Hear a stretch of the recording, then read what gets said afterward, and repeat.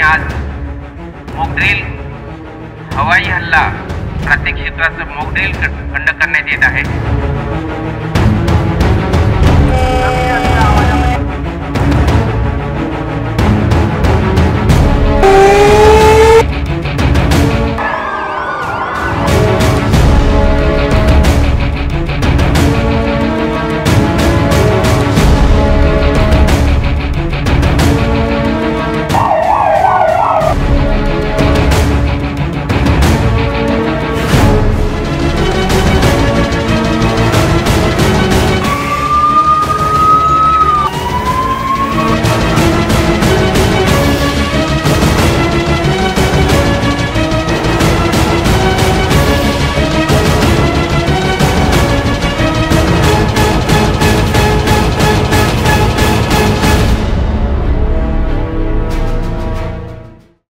केंद्रीय गृह विभागाच्या मार्गदर्शक सूचनांनुसार आपत्कालीन परिस्थितींसाठी सज्जता तपासण्यासाठी ठाणे जिल्हाधिकारी कार्यालय आणि ठाणे नियंत्रक नागरी संरक्षण दलाच्या वतीनं ऑपरेशन अभ्यास या मॉक ड्रिलचं आयोजन नवी मुंबईतील वाशी सेक्टर 12 मध्ये नीलसिद्धी अपार्टमेंटमध्ये आयोजित करण्यात आलं होतं। संध्याकाळी 4 वाजता सायरन वाजवून एअर स्ट्राईकचा इशारा देण्यात आला आणि नागरिकांना सुरक्षित स्थळी हलवण्यात आलं।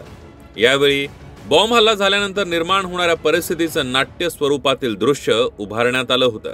यातून नागरिकांची सही सलामत सुटका कशी करावी याचं उत्तम प्रात्यक्षिक नागरी संरक्षण दलाच्या वतीनं दाखवण्यात आलं।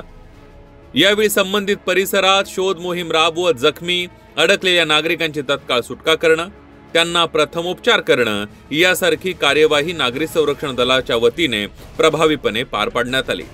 केंद्रीय गृह विभागाने दिलेल्या सर्व मार्गदर्शक सूचनांचं पालन करून यशस्वीरित्या ठाणे जिल्हा प्रशासन आणि विविध आपत्कालीन यंत्रणांच्या समन्वयातून हे मॉक ड्रिल यशस्वीरित्या हाताळण्यात आलं। नवी मुंबई महापालिका आणि अग्निशमन दलातर्फे नागरिकांच्या सेवेसाठी उपलब्ध करून देण्यात आलेल्या अद्ययावत यंत्रणांचेही यावेळेला प्रात्यक्षिक दाखवण्यात आलं। या मॉक ड्रिलमध्ये नागरिकांनीही शांततेनं आणि सहकार्यानं आपला सहभाग नोंदवला। हे मॉक ड्रिल नागरी संरक्षण दलाचे उपनिरीक्षक विजय जाधव यांच्या मार्गदर्शनाखाली नवी मुंबई महापालिकेचे अतिरिक्त आयुक्त सुनील पवार, महापालिका उपायुक्त सोमनाथ पोर्टे यांच्यासह पोलीस विभाग अधिकारी, संबंधित विभागाच्या अधिकाऱ्यांच्या उपस्थितीत पार पडलं। केंद्राच्या मार्गदर्शक तत्वानुसार आपण गेल्या 7 मे पासून हे मॉक ड्रिल करत आहोत। भारतातील 800 जिल्ह्यांपैकी जवळजवळ 400 जिल्ह्यांमध्ये मॉक ड्रिल चालू आहे आणि महाराष्ट्रातील 8 जिल्ह्यांपैकी आपण ठाण्यामध्ये विविध ठिकाणी मॉक ड्रिल्स घेतले आहे। पहिला मॉक ड्रिल 7 तारखेला आपण मॅक्सी ग्राउंड कल्याणला घेतला, त्यानंतर विरार आंबे मैदान उल्हासनगर, त्यानंतर बदलापूर, ठाणे, टिटवाळा आणि आज नवी मुंबईतील वाशी या नीलसिद्धी टावर्स सेक्टर 12 या ठिकाणी घेण्यात आला। यामध्ये शासकीय प्रणाली यंत्रणा जी आहे आपत्ती व्यवस्थापनाशी निगडीत रिलेटेड त्या सगळ्या संघटनेने सगळ्या एजन्सीनी भाग घेतला।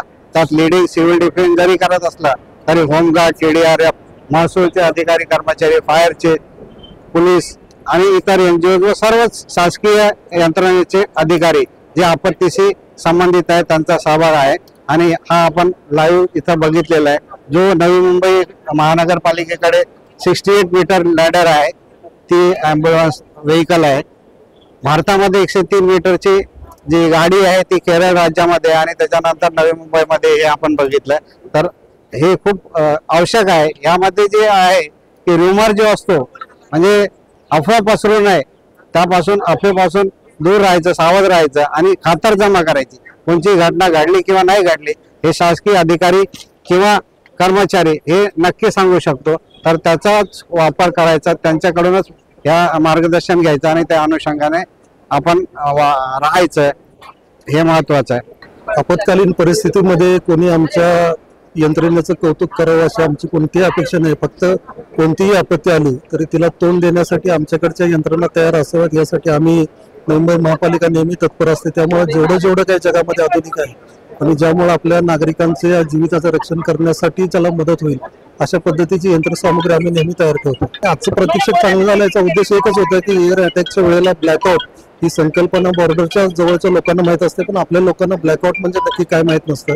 त्याबद्दल आपण अवेअरनेस सगळ्या जनतेमध्ये केलेला आहे। आणि दुसरं या मॉक ड्रिलचा उद्देश एकच होता की आमची यंत्रणा काय आहे आणि कोणतीही आपत्ती आपल्या यातून पुढून काळा आली तरी नागरिकांनी घाबरून न जाता फक्त महापालिकेच्या सूचनांचं पालन करावं एवढी एक अपेक्षा होती. आणि आज जसं मॉकड्रिल घेतलं तसंच मॉकड्रिल मग आपले अग्निशमनचं असेल किंवा आणखीन आपत्ती आली तर कोणत्या कोणत्या सूचना महापालिकेमार्फत दिल्या जातील आणि त्याचं कसं पालन करायचं हे आम्ही यापुढचा पण प्रोग्राम आम्ही आता चेकआउट करतोय. आणि त्या पद्धतीनं जशी ही शिडी आता लोकांना फक्त माहित आहे, आम्हाला माहित आहे, पण लोकांना माहित नाही की आपल्याकडे एवढी 68 मीटर शिडी आहे.